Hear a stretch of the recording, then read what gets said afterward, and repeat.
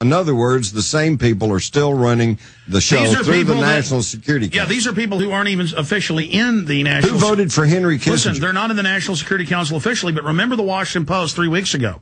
They said that under NORTHCOM and Homeland Security, Congress has no authority, repeating PDD 51, right, and that the National Security Council rules all, not even the president. The president's a guy, whether it's George Bush or Ronald Reagan or Barack Obama, who goes and reads off a teleprompter, and that's all he does, and then he goes and plays basketball and smokes cigarettes, in his own words.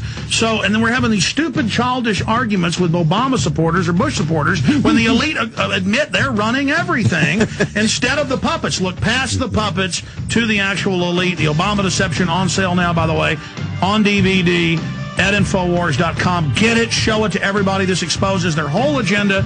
Everybody will watch it because Obama is hot right now. Use this tool. People are ready to wake up.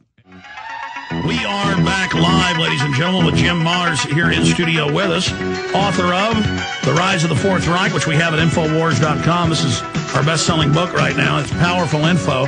No, it's not saying the Nazis run things. The Nazis got it all from the English in the U.S., the system of corporate fascism, and one of the preeminent 9/11 books, The Terror Conspiracy, Deception 9/11, and The Loss of Liberty. Jim Marrs, all available at Infowars.com. You're going to be speaking tomorrow night at Brave New Books down at the end of the drag right here in Austin, Texas, bravenewbooks.com. That's it. Hope to see everybody there. Now, Jim, you've got some new news on Kissinger and the whole thing. That's right. We were mentioning Kissinger, and you just mentioned my book, The Rise of the Fourth Reich, which, and I'm glad you clarified this. I'm not trying to say that goose-stepping Germans have taken over the United States. It's this moneyed elite, the very people who created communism in Russia, and then grew fearful because it was going to spread worldwide, so they created National Socialism or Nazism in Germany, and then after the war, they brought them all over here, okay? And they've been building up a power base ever since. We're the new empire. We're the Fourth Reich. That's my argument. But as a capper of that, last year, Henry Kissinger, who's wanted for war crimes in a number of countries, honored former President George Herbert Walker Bush and named him as the man most instrumental for the reunification of Germany, and presented him with this big award. This was in July of 2008. And guess where they held the honor ceremony? Oh. On the Wannsee, this lake in Germany, where in January 1942 was held the Wannsee Conference, which is where they decided the final solution.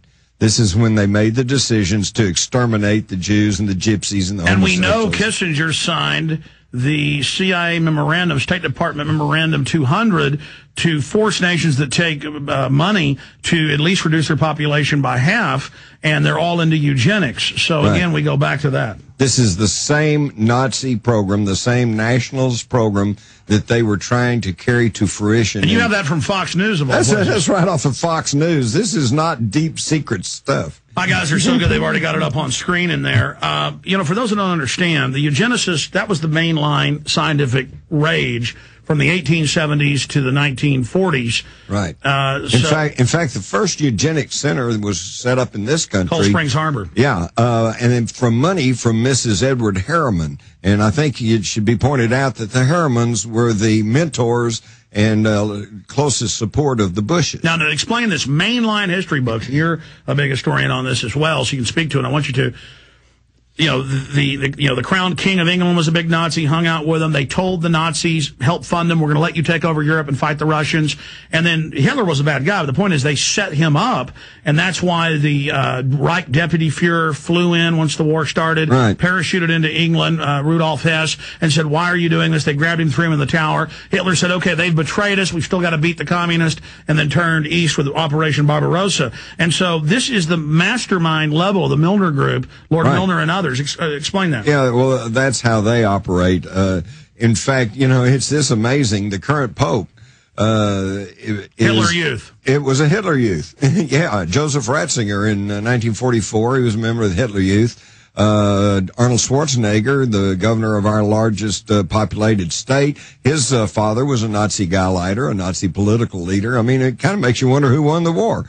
And but as you said, their ideas of extermination and killing people and of sterilization. All this goes back long before World War II and actually originated with the eugenics movement in the United States and that's Britain. why they brought all the Nazis here after. Sure. It was all, you even read the writings, we betrayed you, we love you, come to America. Well, and they, run NASA, run every major department. Exactly. And they did kind of betray them, but here's the reason, okay? A quote from Winston Churchill, who was a inner core member of this financial elite, and he said that we must destroy Germany. I don't care if a Jesuit priest is in charge. So in other words, it wasn't Hitler and the Nazis. The problem was, Alex, they did not want Germany to be the center of power with industry and science. To lead the financial power of the world. Exactly. That had resided first with the British Empire,